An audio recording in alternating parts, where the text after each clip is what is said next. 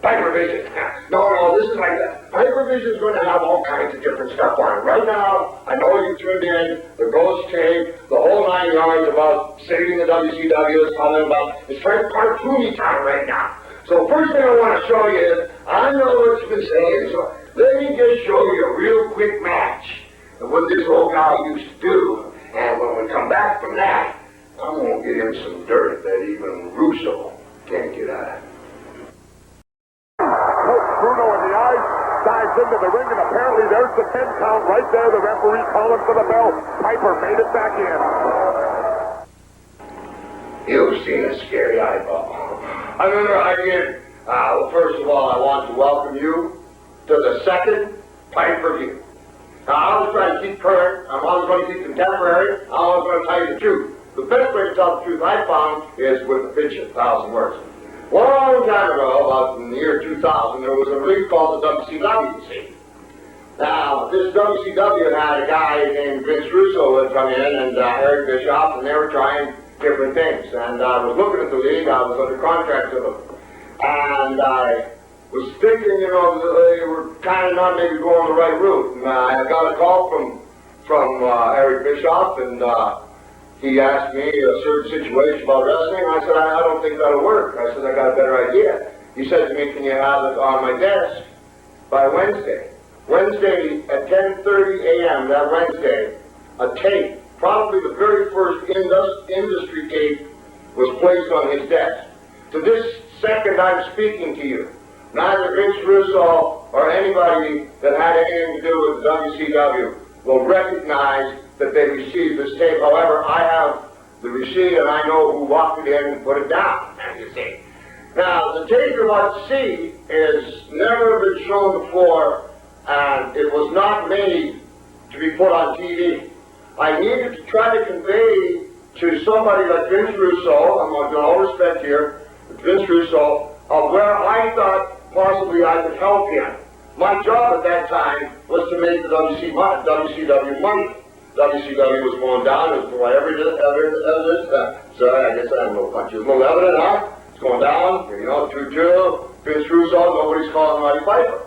Maybe Roddy Piper might be able to step every once in a while, but I ain't forgot I can. I stand the tape, and you're going about to see it. Now, the introduction is about 3, 4, 5 minutes, 4.5 minutes maybe. This is a personal introduction to me, to Russo and Bischoff, that you will hear, that trying to explain the concept you're about to see. At that time, there was the bad blood. You remember the bad blood, okay? Because then they had the millionaires. Because Russo's idea was to push the millionaires out, because they just said it was just the old WWF, which was myself, Hogan, the ex-Flair, and I don't know how they got that, but that's the way it was. And Buff Bagwell and these guys are saying, and Hall and Nash, you know, we want to be millionaires. Well, we all went home, and you went out of business. This tape here, when after you see the introduction, it's very difficult to explain to somebody an entire concept in this short time, so I give the actual interview. Everything in the interview was done then into, I think this was in 1999, maybe March, February 1999, approximately they got this. You view it. I'm going to let you decide. But you must understand, it's long-winded, and no kidding, you're saying, aren't you? Think I don't know you. It's long-winded, but in the middle, the phone started to ring, so I had to cover for the bell. All right? You'll understand that. And then the entire concept, I'll explain to you when I come back to you after you watch it, but I want you to do this if you would, please. Watch it, apolitical, as it was just a tool to turn the institution of the WCW around quickly, so at least we had 2 leagues. That was from me to them at no extra charge, and I was happy to do it. You do it, and then you can just say, I'm not again, or it might have got a little something here for you. First of all, thank you. Let's sell a lot of these, which I intend to do. Shooting bagpipes. I've never had a shooting bagpipe before. Eric and Vince, I think I can make the WCW the most money by the approach I'm about to take. It's TNT. Tame 'em and train 'em. You'll see it in the interview. And that's what I want to call it, TNT. It's a different approach, but what the approach is for you is you will now have 3 entities to work with. And I'm going to bring in another young generation for you. So as the millionaires become billionaires, oh, please, God, I will have made a whole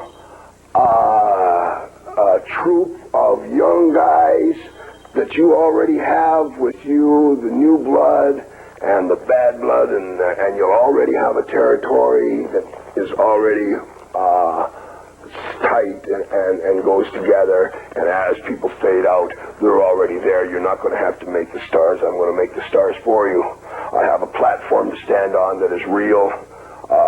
What I'm going to say that I got from the internet is real. There's no false statements in there for the smarts to get a hold of. It's all on the up and up. I think you guys are doing a good job. You got a hard task ahead of you, and I'm pleased to help you out in it. I'd like to work with you on making as much doggone money as we can, and let's bring them back up to a 6-2 settle. Enjoy yourself, guys. Oh. I have fought over 4 generations. 4 generations. Your mama watched me. You're watching me. Your daddy watched me. Your grandmama watched me. Your grandpapa watched me. And possibly his. I have given this sport my blood, my body, my guts, everything. Those people, those wrestling fans I just mentioned, had class. Oh, sometimes they hated me, sometimes they loved me, but they had class and they were straight up. I slept on the street for 2 solid years. It's not a make-believe story. I like that music. You like that music, too? Yeah? Mm-hmm. I love you. I love you too, Father. Thanks, my daughter. You're welcome, my father. When I come down the aisle with those generations, they said, "Here comes Roddy Piper." And they would watch, and when I got in there and fought, and I fought with all my heart and guts, over 6,000 of them. As I came out, they pointed at the Red Sea. They said, "No, that's Roddy Piper. You stay out of his way." Yes, you stay out of his way. Now we have a whole new deal. 2,000, the new blood. I got one of my kids not found me on the internet. This here. I will paraphrase it as it makes me sick to read the whole thing. From some 2X zone, I don't know what this is. I don't run computers. I hire people to do that for me. It says basically, Roddy Piper, pick a side or your family will cry. My family? Now you've got my attention. Corn muffin. You know, it's getting late.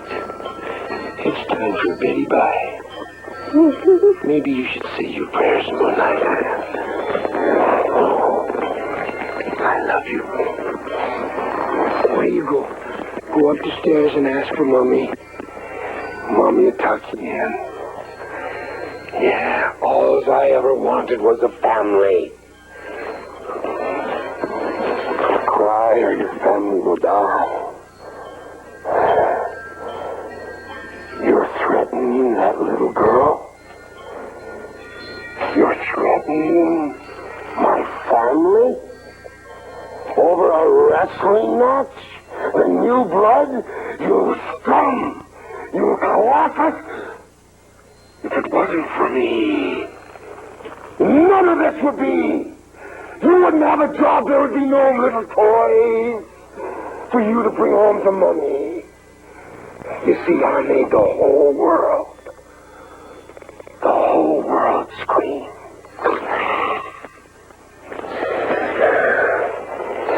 The problem is,